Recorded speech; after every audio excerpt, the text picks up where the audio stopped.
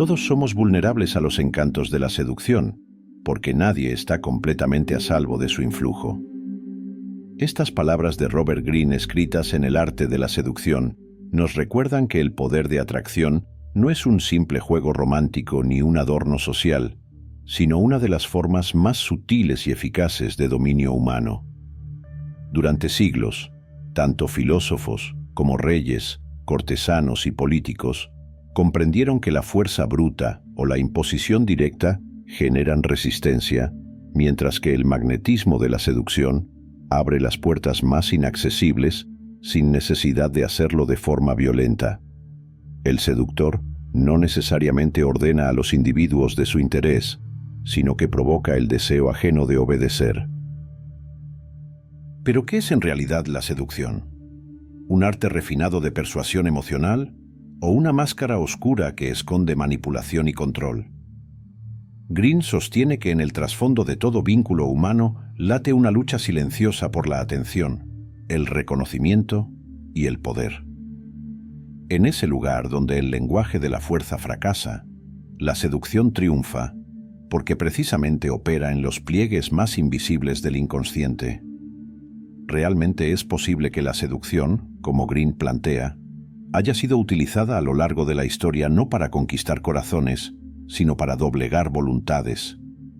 Desde Cleopatra hasta Napoleón, desde Casanova hasta Marilyn Monroe, el magnetismo personal ha servido para moldear decisiones, alterar destinos y transformar la debilidad en dominio. Cuando El arte de la seducción fue publicado por primera vez en el año 2001, Greene no lo concibió como un manual de conquista superficial, sino como una radiografía del poder psicológico que late en los vínculos humanos.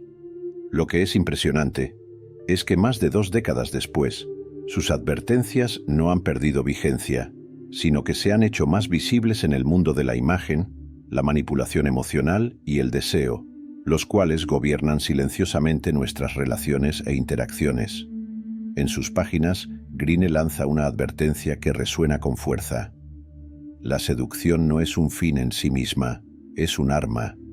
Quien domine este arte, dominará a los demás sin necesidad de violencia. Uno podría preguntarse, ¿cómo puede la atracción, que parece tan efímera y ligera, convertirse en una forma de sometimiento? Para responder a esta pregunta, primero debemos hablar del mecanismo psicológico que sostiene la seducción, el despertar del deseo. El deseo no se dirige hacia lo que ya poseemos, sino hacia lo que parece inaccesible. El seductor comprende esta dinámica y se introduce como la llave de lo prohibido, como la promesa de un mundo distinto al de la rutina. Greene explica este mecanismo diciendo lo siguiente: el seductor juega con las emociones como el músico con su instrumento. No se trata de lo que ofrece en realidad, sino de la ilusión que provoca en la mente de la víctima. Los secretos de la seducción, como veremos, revelan un aspecto perturbador de la naturaleza humana. Nuestra disposición a dejarnos arrastrar por promesas de placer, admiración o grandeza, aunque ello implique renunciar a nuestra voluntad.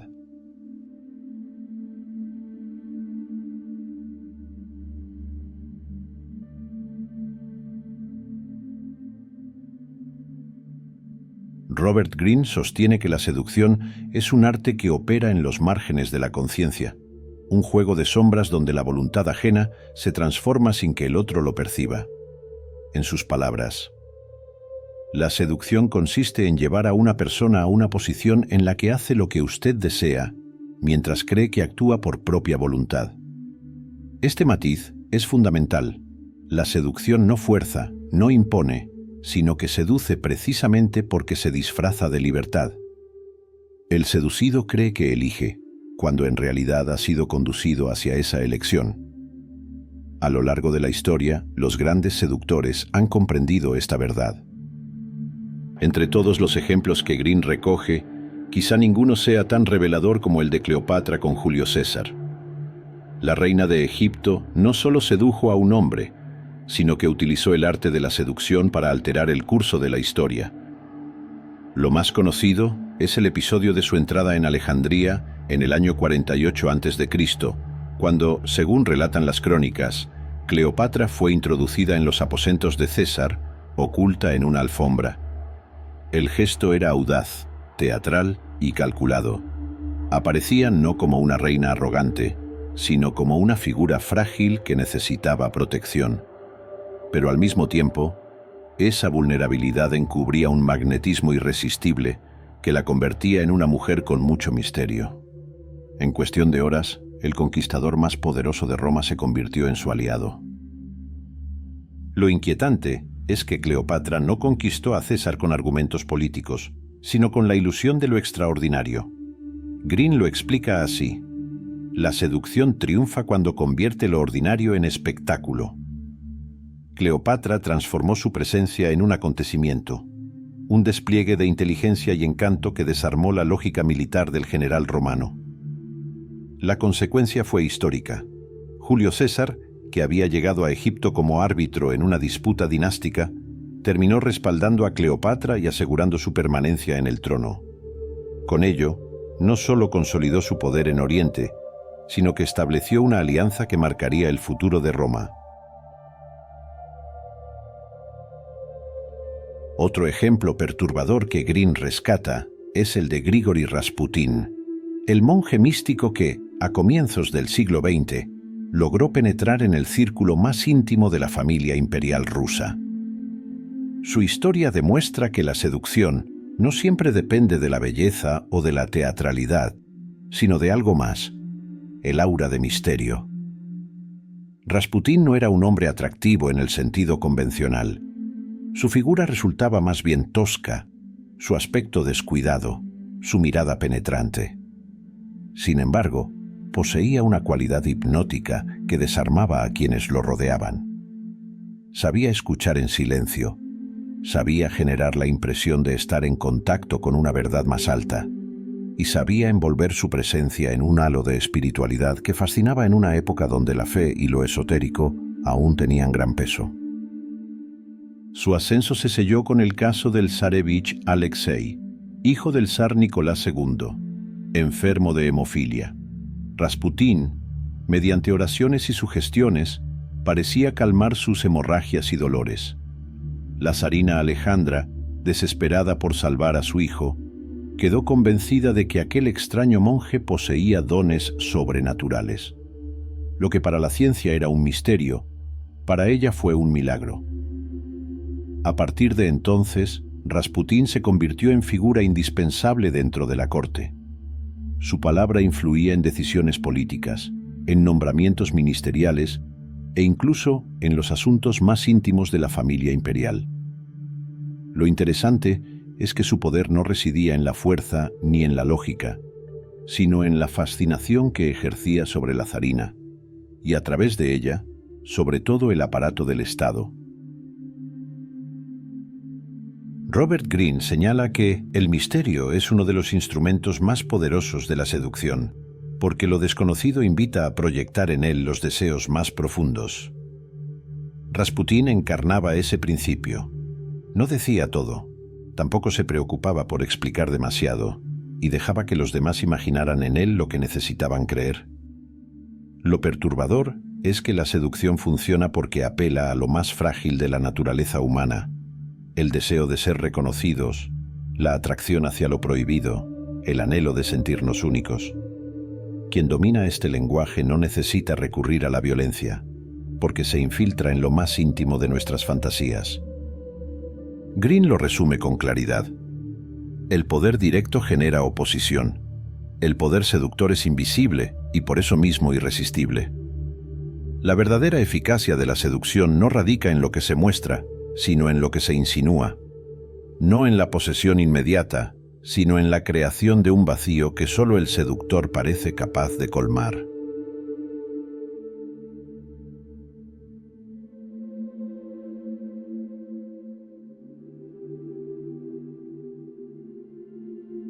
La seducción no se sostiene en la fuerza de lo evidente, sino en la explotación de lo invisible, las emociones, las carencias y las inseguridades. Todo ser humano es vulnerable, y la seducción consiste en descubrir esa vulnerabilidad y explotarla. El atractivo de este arte radica en que se alimenta de las fisuras internas.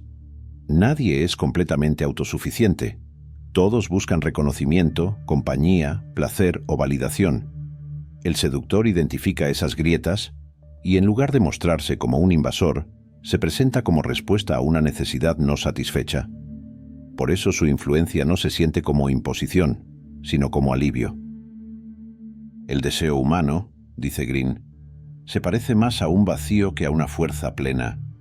Siempre estamos buscando algo que no tenemos, y allí encuentra terreno fértil la seducción. No se trata de ofrecer lo que la persona ya conoce, sino de despertar la promesa de lo desconocido, de aquello que parece inaccesible. La seducción florece donde existe carencia. Los ejemplos históricos lo confirman. Casanova no conquistaba únicamente con su galantería, sino con la capacidad de hacer que cada mujer se sintiera única entre todas, como si él hubiera descubierto en ella algo que nadie más veía. Marilyn Monroe construyó su imagen pública como una invitación velada, un juego constante de insinuación donde el misterio era tan poderoso como la belleza.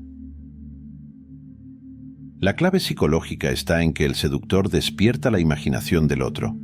No ofrece una realidad inmediata, sino un relato, una proyección, un espejismo que la víctima alimenta por sí misma. Green explica: la imaginación es el terreno de la seducción. Cuanto más fuerte sea el deseo de escapar de la rutina, más poderosa será la atracción del seductor. Así, la seducción se convierte en una forma de manipulación emocional que no obliga, sino que persuade, que no aplasta, sino que envuelve.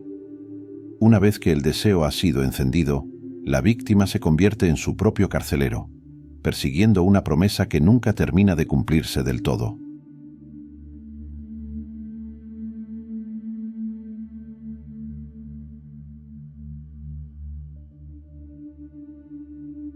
Robert Greene clasifica la seducción en diferentes arquetipos, pues entiende que no existe una sola manera de ejercer este poder, sino múltiples formas de encarnar el deseo ajeno. Cada tipo responde a una necesidad psicológica distinta, y lo inquietante es que todos se sostienen en la misma premisa. La seducción es un espejo que devuelve a la víctima la imagen que anhela ver de sí misma. Uno de los arquetipos más antiguos es el de la sirena. Su fuerza reside en lo irresistible, en la promesa de un placer inmediato que arrastra como una corriente. Cleopatra fue la representación perfecta de este modelo. Convertía su presencia en un espectáculo, donde la voz, el perfume y el misterio de sus gestos parecían una invitación imposible de rechazar. Otro es el libertino, que seduce a través de la transgresión y la rebeldía. No ofrece seguridad, sino vértigo. No calma, sino tormenta. Casanova, con su vida errante y su desafío constante a la moral de su tiempo, encarnó este papel, logrando que las mujeres lo siguieran no solo por atracción, sino por la fascinación de romper con lo prohibido. Está también el encantador, cuyo poder no nace del deseo erótico, sino de la atención y la calidez. Hace sentir a cada persona el centro del mundo, y en esa ilusión de importancia radica su fuerza. Green recuerda que Franklin D. Roosevelt dominaba este arte, cautivando no con belleza o misterio, sino con la capacidad de transformar cada encuentro en una experiencia de intimidad y complicidad.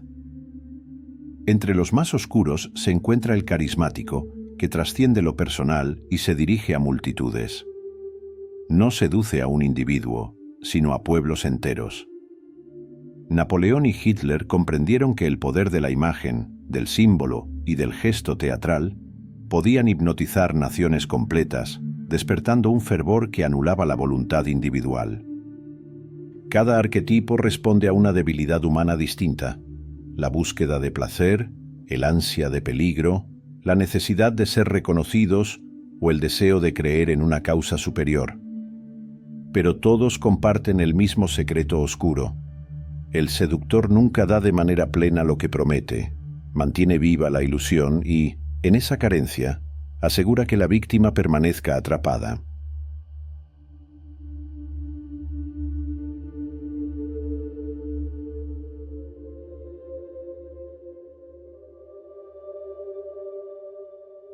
Lo más oscuro de la obra de Robert Greene es que la seducción no pertenece únicamente a los amantes o a los cortesanos de la historia. Sus mecanismos se han trasladado a la vida moderna y gobiernan de manera invisible gran parte de nuestra realidad cotidiana. La política es un escenario evidente. Los líderes actuales comprenden, como lo hicieron los antiguos, que el poder no se sostiene únicamente en la fuerza de las instituciones, sino en la capacidad de fascinar. Los discursos no solo transmiten ideas, crean atmósferas, generan símbolos, fabrican identidades colectivas que seducen a las masas y las conducen hacia una causa. Greene lo resume en una frase precisa: quien logre cautivar la imaginación del pueblo posee un poder que ningún ejército puede destruir. La publicidad es otro de los grandes templos de la seducción contemporánea. Las marcas no venden objetos, sino promesas, juventud, belleza, éxito, pertenencia. La estrategia no consiste en convencer con argumentos racionales, sino en despertar un deseo latente y dirigirlo hacia un producto. El consumidor, al igual que la víctima del seductor, cree que elige libremente, cuando en realidad responde a estímulos cuidadosamente diseñados. Incluso en las redes sociales, el arte de la seducción se ha democratizado. Cada perfil compite por atención, construyendo imágenes calculadas que buscan generar atracción, admiración o envidia. Lo que antes era privilegio de cortesanos o artistas, hoy se ha convertido en una dinámica universal. Todos, en mayor o menor medida, aprendemos a seducir y a ser seducidos en un mercado de imágenes que nunca se detiene. Estos mecanismos, que en apariencia son inofensivos, en realidad moldean la voluntad colectiva. Como en los ejemplos históricos, lo que mantiene atrapada a la víctima no es la verdad, sino la ilusión. El político no ofrece poder real, sino la promesa de un futuro mejor. La publicidad no da felicidad, sino una representación fugaz de lo que podría ser. Y las redes sociales no brindan conexión plena, sino la apariencia de cercanía y reconocimiento. De este modo, la seducción no es un fenómeno marginal, sino uno de los engranajes centrales de nuestra época. Como escribió Greene, el mundo se mueve por emociones disfrazadas de razones. Quien domine esas emociones dominará a los hombres.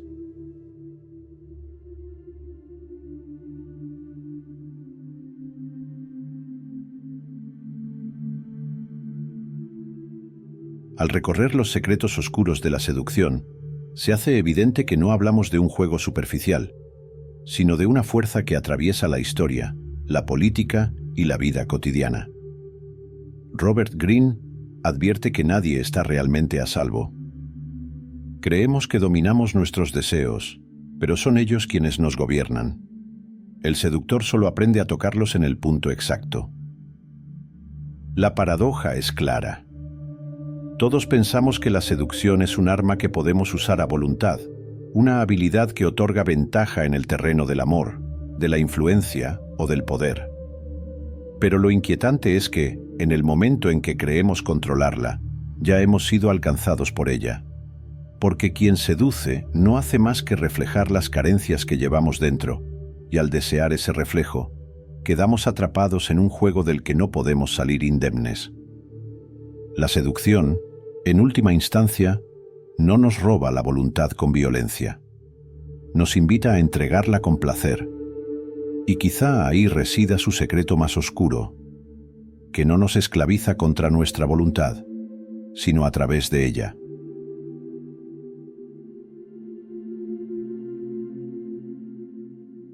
Y así concluye este recorrido por los secretos más oscuros de la seducción.